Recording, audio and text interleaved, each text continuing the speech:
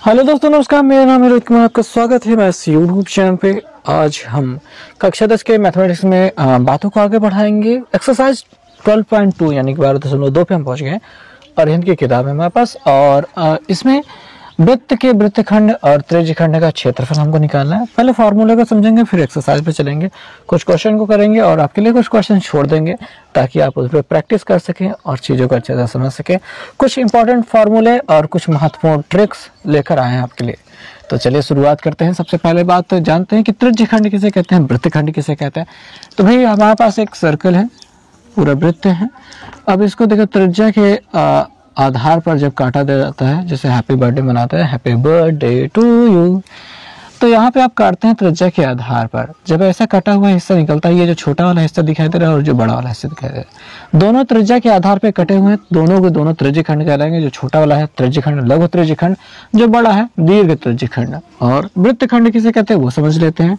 ऐसा ही आपका वृत्त है और इसको हम ऐसे वृत्त के ऐसा टुकड़ा कर दिया जाए, ऐसा, ठीक है, ऐसे कोई आर इसे काट दिया जाए, तो ये जो हिस्सा निकलेगा इधर वाला वृत्तखंड कहलाएगा, ऊपर वाला भी वृत्तखंड कहलाएगा। जो छोटा है लघु, जो बड़ा है दीर्घ वृत्तखंड कहलाएगा। तो इतनी बातें आपको समझ में आ गई हैं। आइए चलिए इनके क्षेत्रफल को निर्धारण करते हैं। तो सबसे पहले बात है त्रिज्यखंड का क्षेत्रफल का निर्धारण करते हैं। तो यहाँ पे एरिया निकाल रहे हैं। त्रिज्यखंड का क्षेत्रफल का सूत्र ऐसे लिख लेते हैं, त्रिज्यखंड का क्षेत्रफल। त्रिज्यखंड का क्षेत्रफल का फार्मूला क्या है? फार्मूला दिया गया theta by 360 pi r square. बात को समझेंगे।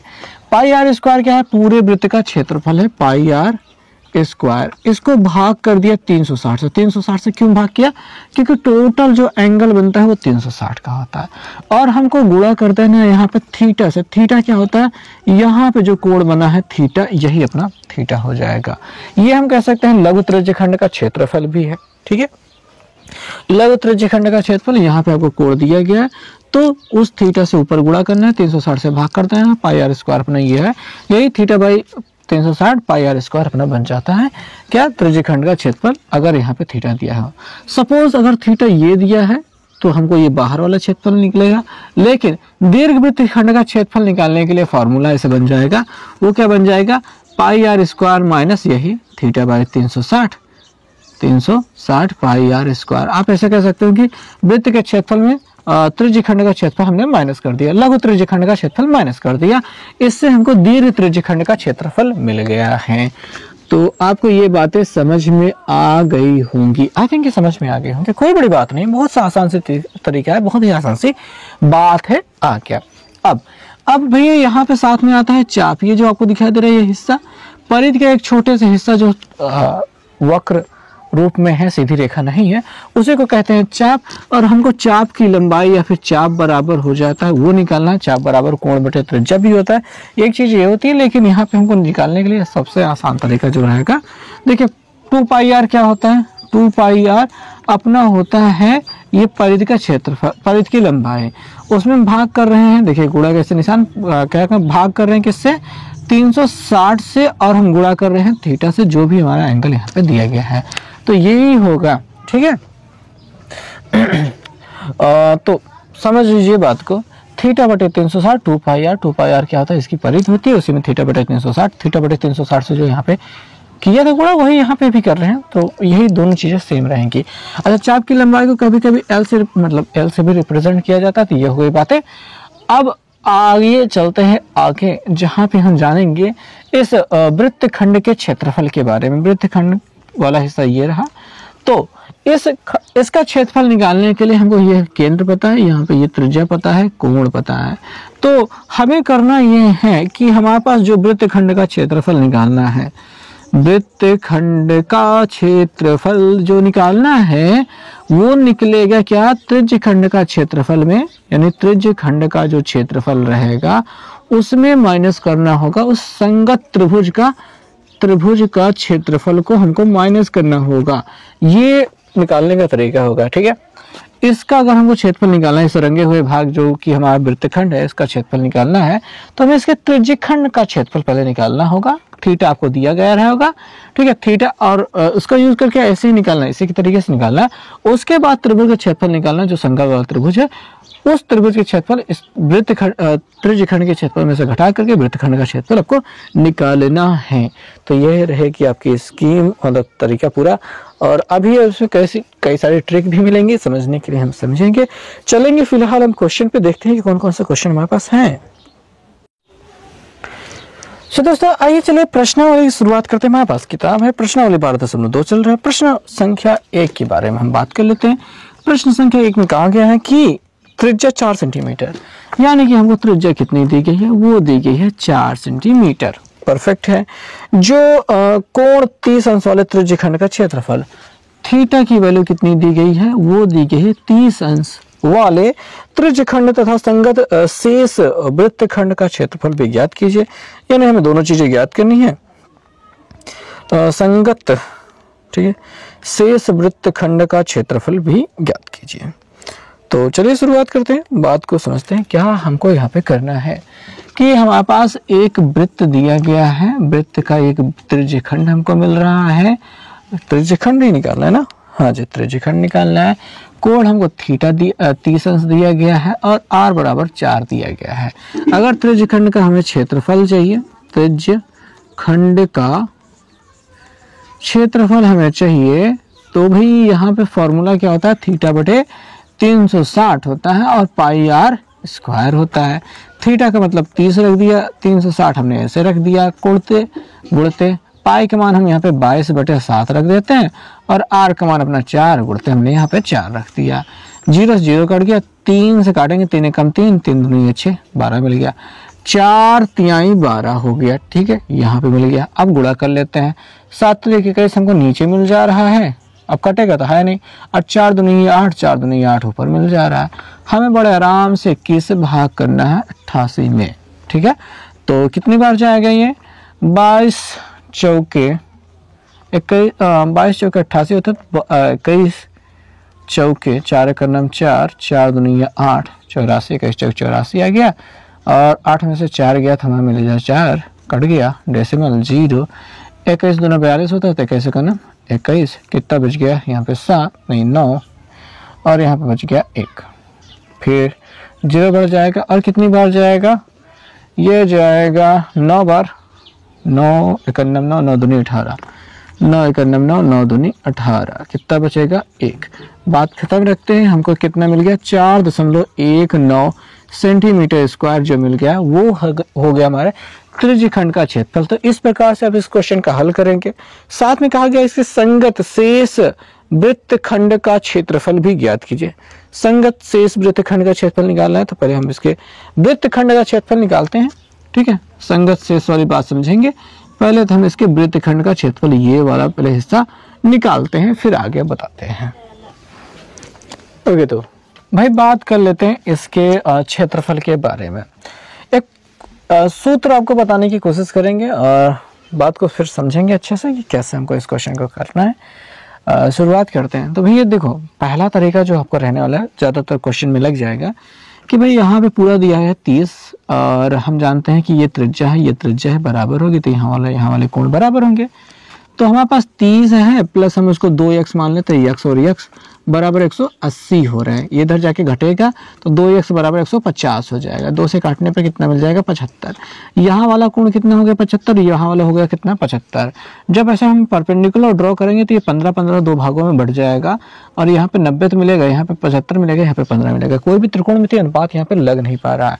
आपको त्रिकोणमितीय अनुपात लगाकर sine cos tan cos sec cosec लगा करके, चूंकि आपको ये कर्ण आपको मालूम है, तो आधार निकाल लेना है और लंब निकाल लेना है, ठीक है, ऐसा निकाल लेना है। उसके बाद 1/2 आधार गुणते ऊंचाई लगाओगे इस त्रिभुज के क्षेत्रफल को निकालने के लिए। ये आधार हो जाएगा, ये ऊंचाई हो जाएगी, ऐसा लगाओगे आप इस त्रिभुज के क्षेत्रफल के निकालने के लिए।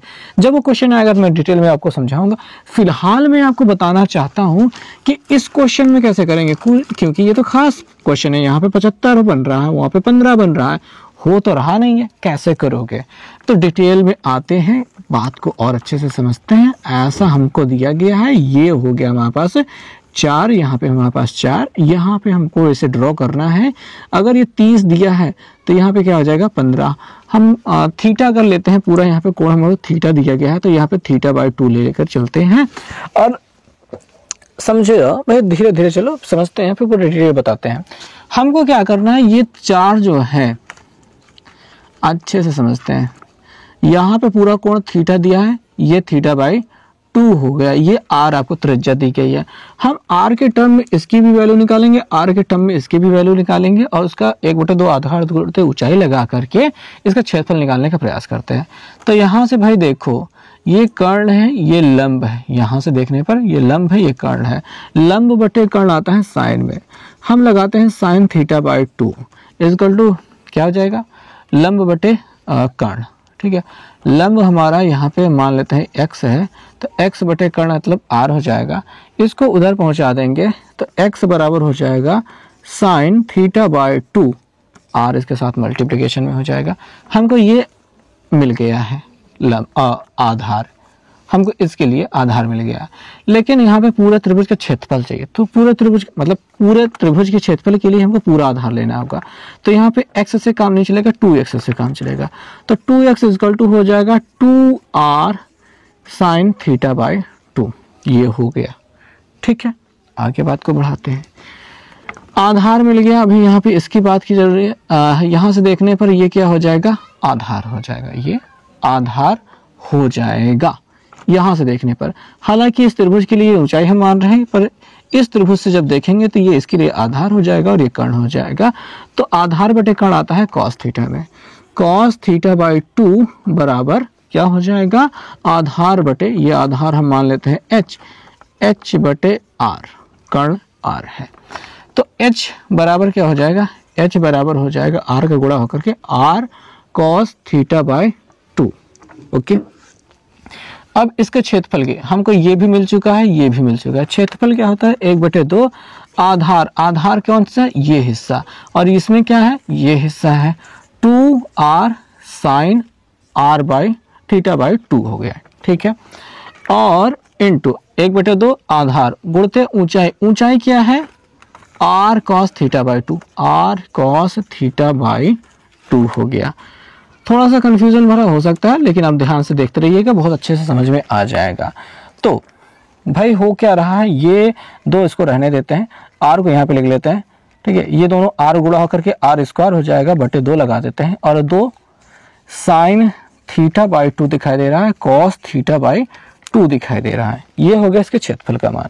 अब ये जो हिस्सा पूरा दिखाई दे रहा है 2 sin θ/2 cos θ/2, ये फॉर्मूला बन जाता है। भाई होता क्या है, होता ये है कि sin 2a बराबर होता है, या sin 2θ बराबर होता है 2 sin θ cos θ। फॉर्मूला बता रहे हैं भैया। अगर यहाँ पे θ/2 है तो यहाँ पे /2 आ जाएगा, यानी ये कट जाएगा, तो ये किसके बराबर हो जाएगा, sin θ के बराबर। वही हिस्सा ये पूरा बन जाएगा, देखिए r² ऐसे रहेगा, बटे 2 ऐसे रहेगा, ये बन जाएगा sin θ के बराबर। यानी इस त्रिभुज का जो क्षेत्रफल है, हमको r और थीटा के टर्म में अगर चाहिए तो मिल जाता है r² sin θ/2, पूरे के बटे में इसे 2 लग जाता है। यानी कि संगत त्रिभुज का क्षेत्रफल क्या हो जाएगा, r² sin θ/2। आप इस त्रिभुज का क्षेत्रफल कह सकते हो, एरिया ऑफ दिस ट्रायंगल। इस फॉर्मूले से अगर आप निकालते हो तो हर एक संगत त्रिभुज का क्षेत्रफल तुरंत मिल जाएगा, जिसका कोण की आपको 75 और यहाँ पे 15 ऐसा मिल रहा है। मतलब जो आपको नहीं मिल पा रहा है इस भुजा को निकालने के उद्देश्य में, मतलब उनको निकालना चाहते हो, आप निकाल नहीं पा रहे हो, तो इस तरीके से आप इसको निकाल सकते हो। अच्छा, ये ज्यादा आपको कंफ्यूजन भरा लग रहा हो, समझ में नहीं आ रहा हो, पूरी डिटेल नहीं समझ में आ रही है, तो आप इसको नोट कर लेंगे, याद कर लेंगे, और जिनको समझ में आ रही है तो भाई ये तो है ही है। ठीक है, अब आ जाते हैं उस जगह पे जो हमको इस क्वेश्चन के लिए करना था। इनको हटाते हैं, ये इनका काम खत्म हो गया। ठीक है, इनका काम हो गया खत्म। अब हम इस संगत त्रिभुज का क्षेत्रफल निकालेंगे, इस वाले त्रिभुज के, जिसके लिए त्रिज्या 4 है और यहाँ पे थीटा बराबर 30 अंश है। तो ये त्रिभुज का क्षेत्रफल हमको क्या मिल गया, वो मिल गया, यही फॉर्मूला लगाएंगे, r² यानी 4² और sin θ यानी sin 30 अंश बटे 2। ओके, 4 चौके 16 हो गया, साइन 30 का मान होता है 1/2, E/2 है। E2 से काटेंगे 8 हो जाएगा, इस 2 से काटेंगे यहाँ पे 4 हो जाएगा। कितना मिल गया? 4 सेंटीमीटर स्क्वायर। तो यानी कि इस त्रिभुज का क्षेत्रफल कितना हो गया? 4 सेंटीमीटर स्क्वायर। अगर इस वृत्तखंड का लघु वृत्तखंड का क्षेत्रफल निकालेंगे, ठीक है, लघु वृत्तखंड का क्षेत्रफल, तो त्रिज्यखंड का क्षेत्रफल माइनस इस वृत्तखंड त्रिभुज का क्षेत्रफल, यानी 4.19 माइनस 4, यानी कि घटाने में क्या मिल गया? 0.19 सेंटीमीटर स्क्वायर। ये किसका मिल गया? इसका मिल गया। और संगत दीर्घ त्रिज्यखंड वृत्तखंड का क्षेत्रफल हमको निकालना था, ठीक है। दीर्घ वृत्तखंड का क्षेत्रफल ये हमको निकालना है। तो उसके लिए क्या हो जाएगा? पाई r स्क्वायर माइनस लघु वृत्तखंड का क्षेत्रफल, यानी 0.19 जो मिला है उसमें से घटाना। तो भाई यहाँ पे पाई का मान रख देते हैं अपने 22/7 गुणते 4 तो होगा 22/7 गुणते, ये हो रहा है 4 माइनस 0.19 होगा। अब इसको सॉल्व कर लेना है, ठीक है। 4 चौके 16, 16 दूनी 32 का 2 यहाँ से लगे 3, 16 दूनी 32, 32 3 35/7 और माइनस 0.19 तो है ही।